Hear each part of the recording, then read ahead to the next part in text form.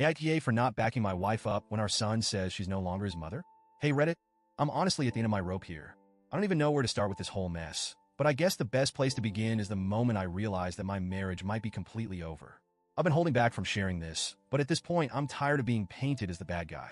I need an outside perspective because the people around us, her friends mainly, seem convinced I'm the asshole here. So, here goes. TLDR.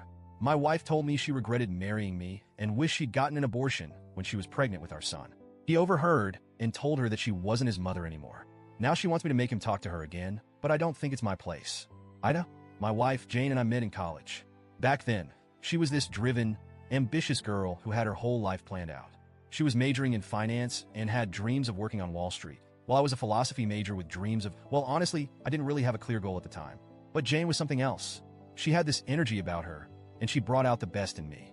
We started dating our junior year, and by the time we graduated, I knew she was the one I wanted to spend my life with. We got engaged when I was 23 and she was 22. People said we were too young, but at the time, it felt right. We didn't rush into marriage, though. We waited a few years, saved up some money, and eventually tied the knot when I was 26 and she was 25. I thought we were solid. We had our fair share of arguments, but nothing too major.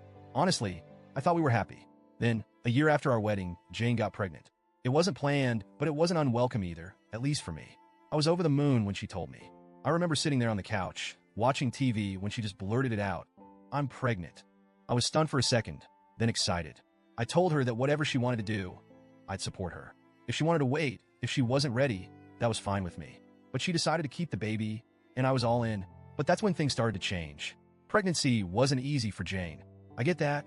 It's not like I expected her to be glowing and happy every day.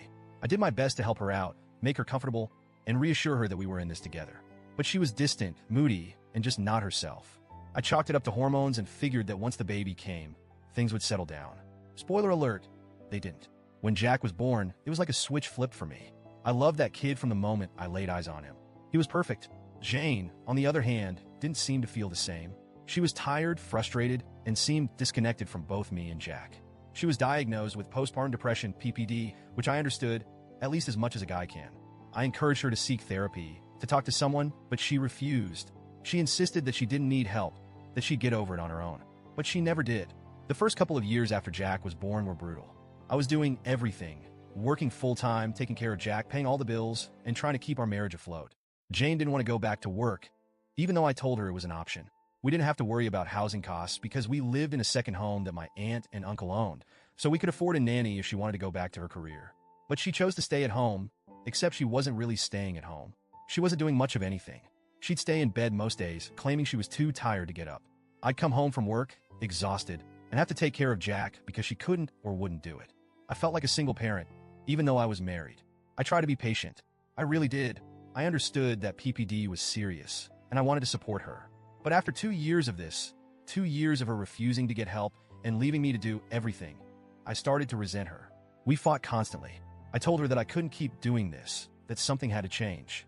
She needed to get help or go back to work or something, anything to contribute. But she wouldn't listen. Finally, I gave her an ultimatum. Either she got help or I was done. She ended up going back to work, but not in the career she had trained for in college. Instead of pursuing finance like she'd always dreamed of, she took a job at a local cigarette shop. At that point, I was so emotionally checked out that I didn't even care. At least it was something. By the time Jack was 5, our marriage was basically dead. We weren't intimate anymore. We barely talked unless it was about Jack. We were like roommates who happened to share a child. I tried to keep things civil for Jack's sake, but it was hard. He was starting to notice the tension between us, and I didn't want him growing up in a toxic environment. Despite everything, Jack turned out to be a great kid. He was smart, independent, and intuitive. He could tell that something was off between me and Jane, even when we tried to hide it. He started to pull away from her, preferring to spend time with me or his friends. Jane noticed, but she didn't seem to care enough to do anything about it. As the years went on, things just got worse. Jack and Jane never really bonded the way a mother and son should. I think it was partly because of how she acted when he was a baby, but also because she just wasn't present. Jack relied on me for everything, and Jane became more of a stranger to him. Fast forward to last year. Jack was 16, and we were gearing up for his senior year of high school.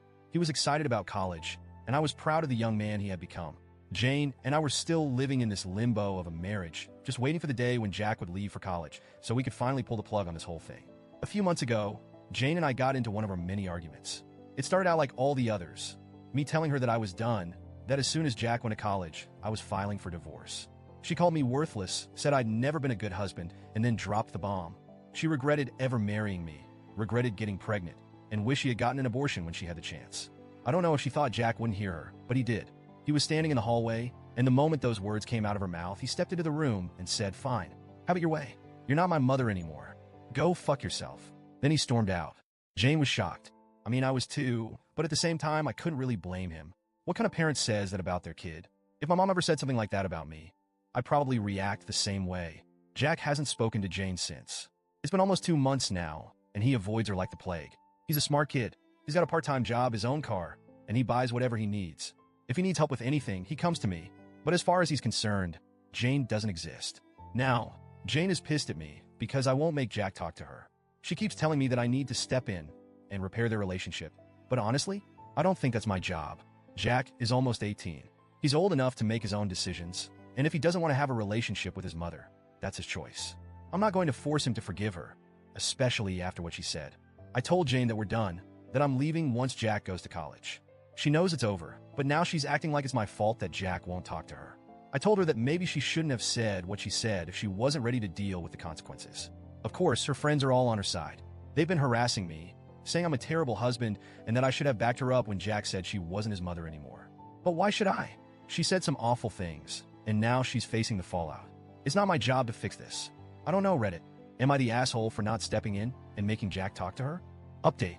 First off, thanks to everyone who took the time to read my post and share their thoughts. I didn't expect to get so many responses, and I appreciate the support and even the tough love that many of you gave me. A lot of you asked for more context about Jane's side of things, and I've been thinking about it a lot over the past few days. To be honest, I don't know if Jane ever really wanted to be a mom. I think she got swept up in the idea of it when she first got pregnant, but once Jack was born, reality hit her hard. The postpartum depression played a huge role in all of this, and I wish she had gotten the help she needed back then.